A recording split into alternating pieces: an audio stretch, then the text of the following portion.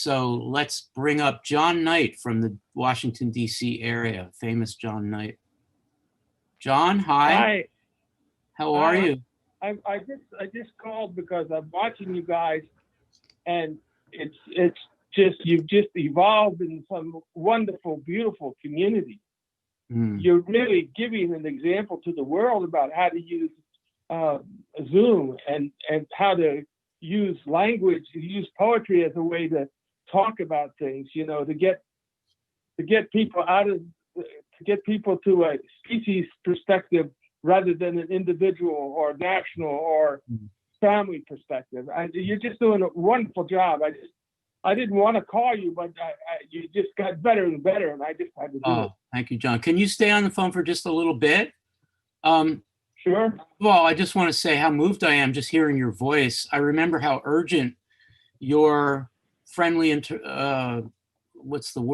interventions were way back when we first started ModPo, particularly because you brought the Quaker process, your interest in the Quaker process, to ModPo. And, you know, Penn is very lightly a Quaker school, but at the time my kids were both attending a Quaker school in the area here. And I was just thinking about the Quakerism that's sort of behind, and also pacifism that's behind it.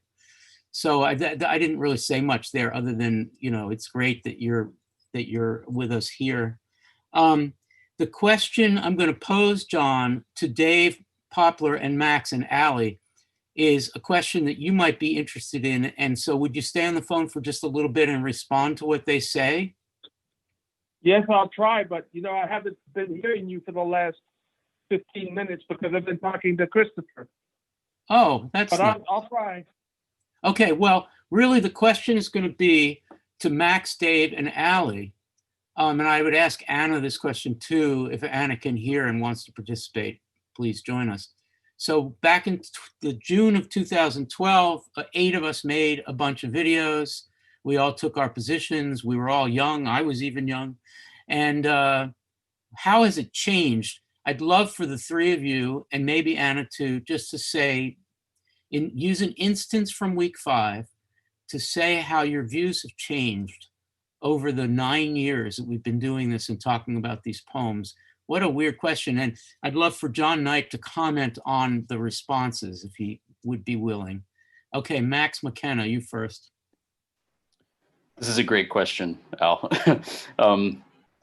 I think when we first did this week together, I held on to the idea that a certain amount of formal familiarity or clarity would be essential to the politics of these poems insofar as that it would help circulate the political message.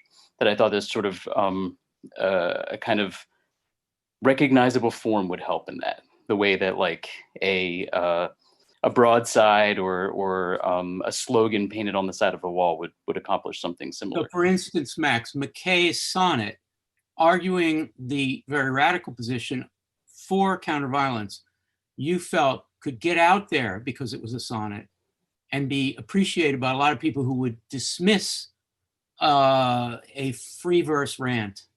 Exactly. In part because at the time, publishers might have been more receptive to a sonnet, for example, I mean, to say regardless of the content. So maybe, you know, you'd be able to get that message across. I think, though, in the last 10 years, I'm not so sure of that idea anymore. In part because I'm very interested in the gulf that exists between raising awareness and actually changing or structurally affecting society.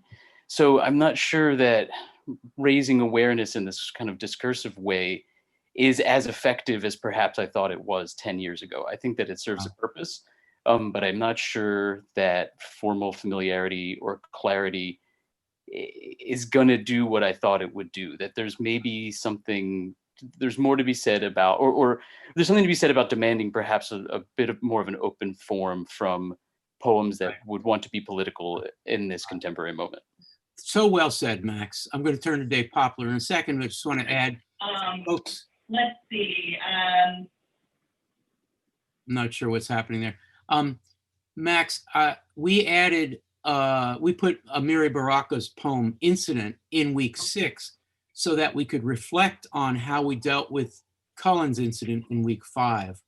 And Baraka, I think, does a brilliant job of using an open forum to challenge, for instance, the racist/anti-racist binarism of the Cullen poem, which is very powerful.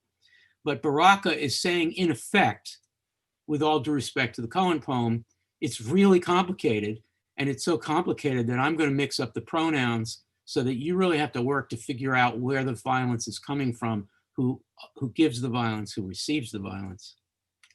So that's a good example of how we are led by Cullen to think one way. Anyway, thank you. That was great. Dave Poplar, has there been a change in 9-10 years? It has been 10 years, because when I took English 88, I printed out all these poems. And if you could see, this is printed from 10 years ago. Oh my goodness. So I still have my printouts. You kept your notes. Yeah, I'm a sentimentalist. So You know that. yeah, I don't feel as if I ever formed any real hard and fast attitudes. I feel like my understanding has continually deepened, but I haven't made any 180s or had any dramatic epiphanies, but it has been just incredibly deeper levels of understanding of each poem, of what form does, of how form is being used. So I can't really answer the question. It's like I haven't had any. But you reflected, and that's what we asked for. Allie Castleman, how has your view changed in 9 or 10 years? I like just using the example of Dave's 10-year-old piece of paper, what I imagine that to be, because maybe that exists as it was, like as a maintained document, but you can also imagine like some of us having that document that we've written on every single year in like every single discussion we've had about the poem. And then you have like a literal palimpsest of different like views and different voices coming in. And so I think like on one level, it's hard for me to remember what I thought. It's always kind of hard to go back, which almost brings to mind the Charles Bernstein poem in week 9, I think. Week 8, yeah, week 8. 8. But the just have it, I think, you know, the conversation that we had just now on Yet Do I Marvel is a really good example of just kind of like spontaneously someone will say something that shifts the way many people have been thinking about a poem, and then you never let go of that kind of pivot or just new like shade coloring the poem in your mind. So yeah, I think it's kind of impossible to separate all of the layers and all of the kind of deepening that kind of Dave was talking about, just by being influenced by many people over 10 years in community. John Knight, can you still hear me? Yeah, I can still hear you. Okay, John. My thought of my change. Go ahead. Well, I was going to say, I just recently reread Wilbur's poem about the death of a toad. Yeah. That we think of as being, that you all thought of as being humorous. And it, to me, and I just reread it and thought about it, it's a very pure example of sublimation. Mm-hmm. He had the PTSD and the death of the toad that he killed with a motor machine reminded him of the death of a friend of his in combat. And so it's just the powerful use of this poetry is just amazing. Yeah. John Knight, when you started this call, you were very enthusiastic and praised us. And I just want to extend that praise to be relevant to the discussion we've just been having. And then after that, I just want to invite, and then I'll ask you to hang up and so someone else can call. I'm going to ask Amber Rose, or Amber Rose and I'm going to invite us together to talk about why briefly we made the the video about incident, particularly because when we first made the video in 2012, we thought it made sense to read the N-word in the rhyme, and we remade that video, and I think we made a much better conversation. That's a great example of how we have changed, how ModPo has changed in the last 9 or 10 years. And Amber Rose was, leading the way in that discussion, which was pretty profound and really a reflective moment, I think, for all of us. What I wanted to say to John Knight is one of the reasons I'm so feeling emotional about your calling is that you were the first one to say, damn it, this is a community. Do you realize what's happening here? Because, MOOCs were newfangled. And you were there. You came to the Writers' House and you challenged us. You said, do more than just talk about poems. Yeah, John? Yeah. And I really value you are a community. You are a community. They were talking about climate change. You're talking about racism. You're doing it, man. Yeah. Thank you, John. Thanks for being part of it. Thanks for calling. Chris got busted for talking your ear off, so you didn't follow what we were saying, but that's all right. Chris, he has his role. Thank you, John. Love you so much. Talk to you soon. Okay, bye now. All right, bye-bye. Keep going. Thank you, John. Bye. Bye-bye. I really like that guy. 610-616-3208. We remade a bunch of videos since 2012. But this week, what's most relevant is that we remade Incident. I don't want to put too fine a point on it, but I think we needed to. Probably everybody in this group felt that way, that we needed to. There wasn't a dissenter at all. And I do think we did a better job. But Amber Rose she taught the graduate version of English 88. I don't know what the number was, 589 or something. I think you taught that day. And one of our favorite students, Sophia DeRose, keeps referring to it as a turning point in her understanding of poetry. So I invite you to say a word or two about why this kind of change is necessary, not specifically about the N-word if you don't want to, but just about how poems change depending on the changing contemporary situation. They're not still, they change, yes? They're not still, they change. And also poems are in the world.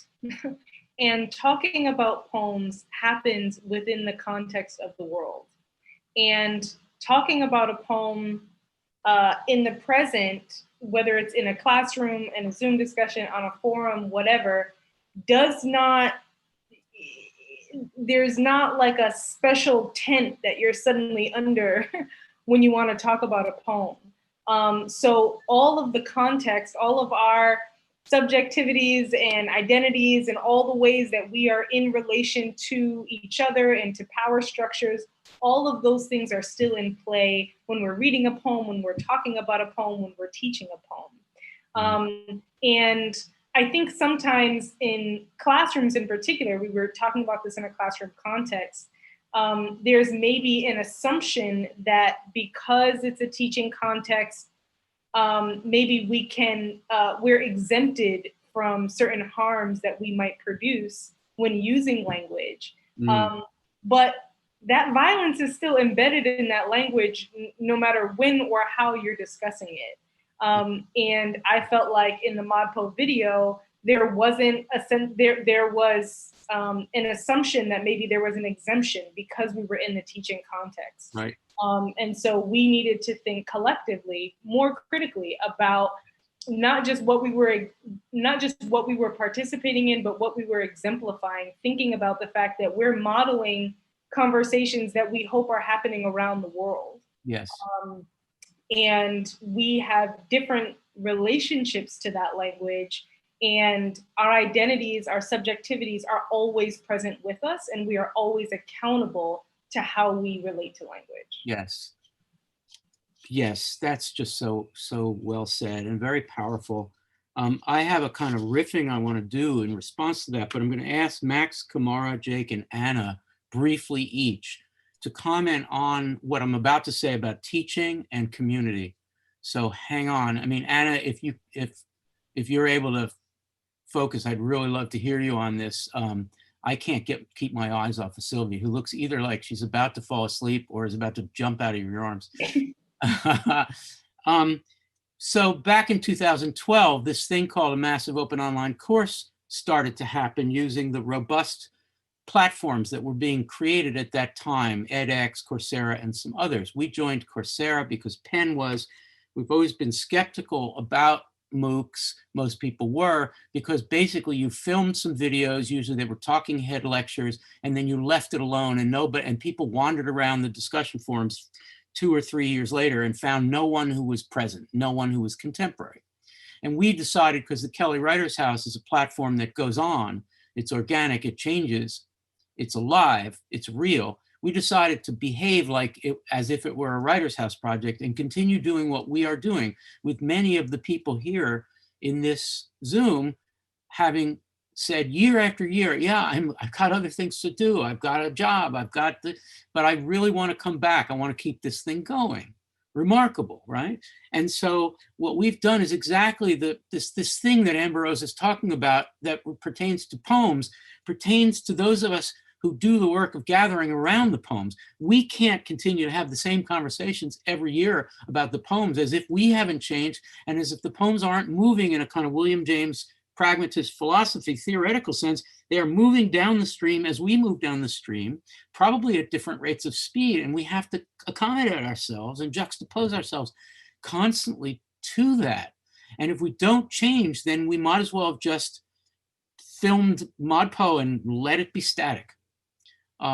It's taken a lot of energy to do it, but it is, which is why one of the reasons why I'm so excited about, I'm talking about Amber Rose now because she just spoke and we're talking all the time, but this is true for so many of you. I can't wait for you guys to be in a position, if you choose to be a teacher, to just sort of have your own platform, as it were, to do this in a new way.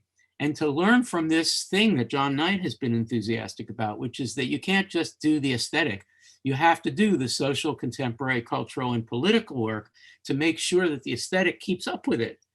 And that's not saying anything bad about Shakespeare. It's not saying anything bad about the sonnet. It's not saying anything bad about a poem that we used to respect, but are worried about respecting now because it's not speaking to us. It's okay. It's not PC. It's not PC. That's ridiculous. Okay, so I'm inviting Max, Kamara, Jake, and Anna briefly to respond in any way at all to this question that Amber Rose raised and that I attached to this whole question of experimental forms of teaching. So Anna, do you want to take a crack at it? Sure. I think that the experiment of ModPo doesn't begin and end with the fact that we have these videos, right? It's the fact that we come back every September, October, November, and have these webcasts where we're, doing the same poems in our 2013, 2014, 2015, 2020 bodies and brains. And I think the fact that ModPo gets to be this like living, breathing thing makes room for all of the new people who want to hop in and enjoy these poems with us and want to raise questions and important issues and invite us to reconsider some of the things that we may have said in the past. I mean, my 2020 brain and body look back on my 2012 reactions to the McKay, and I like cringe because I think I just got so caught up and excited about the does the form of the poem enhance or detract question that I missed the point of the poem entirely. And the real answer is that it's so much more complicated than the binarism as the form enhance or detract. We can't look at the Harlem Renaissance poems for sort of content only or form only. They are doing exciting and interesting and politically and socially really, really difficult and challenging work. And that McKay poem is totally astonishing and important and a revelatory use of the sonnet and a politically important use of the sonnet.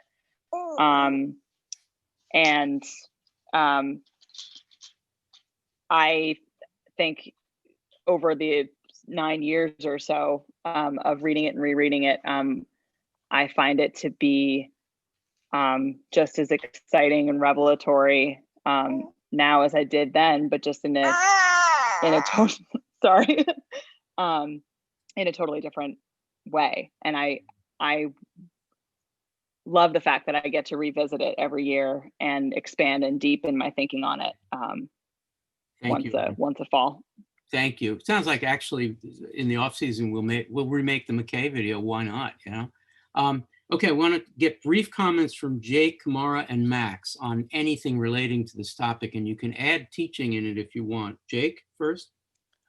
Sure. Well, on the question of experimental forms of teaching, I was reminded what great poet David Anton said, that ancient is the avant-garde, and I think this very ancient practice of coming together around a text that is made sacred by the coming together of people, and by investing the energies and the deep conversation into this text. I think this ritual, this very ancient ritual that is enacted, I think here in a ModPo space is a very poignant ritual. And when I taught in a classroom setting a version of this and used these videos, it felt like just so precious to share this ritual with high school students and initiate them into this, and certainly coming back to the same texts over and over in a kind of like a cycle, as Anna was pointing out, like that itself is too part of that ritual. Thank you, Jake. Kamara, your thoughts on any of this? Yeah, I think that I have two main thoughts.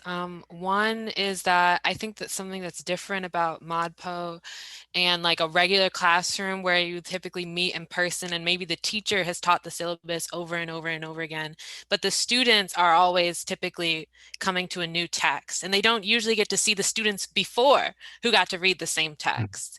And I think that that sort of archive building is really unique, and it allows for I think it allows for ModPo to change in really intentional ways and to grow in really intentional ways, which I think is really important. And I just wish in some of my other classes that I had recordings of previous students talking about some of those texts, just as examples, but also to as fodder for discussion and questions. And then I would just like to say thank you to Amber Rose for her comments about incident. I don't know, they like moved me. And I think I was thinking back to my times in English ADA and not having like words and articulations for some of the things I was feeling about the video or the conversation. So I think back to that moment and I feel really grateful for what you just said. So yeah, thanks. Yes, amen to everything you just said. Max, your thought on this big question? I love that this has become a very retrospective webcast full of reflection, and I wonder if it's because 8 years is the kind of right amount of time, or maybe 2 presidential elections is sort of the right amount of time to want to like look back on all of this. First one was great. The second one, 2016, our webcast that next day. Go back and watch it. I mean, I remember. I'm sorry we're taking positions, political positions. We were really sad. It was like an elegy. I'm sorry. Go ahead, Max. No, I definitely remember that one. Where was I going to go with remember Gabe that day. Like Gabe said, we should cancel. No, we shouldn't. We got to do this, right? Gabe, you remember that? Oh, I remember really not wanting to do it, and then I remember that we did it. Too. But I remember you saying at the end of it that you were glad we did because we really just commiserated. Yeah. Anyway, Max, go ahead. I just want to say that I think what we've managed, or what we can really see here now, 8 years into this, and we've been able to observe it in different ways in previous years. But I think maybe the reason we're all being so reflective right now is because we're sort of at this watershed moment, maybe for the course, maybe for our political reality, that we can kind of look back and really understand a kind of long game behind this pedagogy that's really compelling, I think. And it's not something that a lot of traditional learners get to do. Lots of college students do, they kind of take a variety of classes and maybe they move on, they get a career. This is more like something that an academic would do. And so it's a really interesting experiment, I think, for lots of people. And I would challenge people to think back on other parts of their lives 8 years ago and try to track the change or just appreciate that sort of length of time in between. Well said.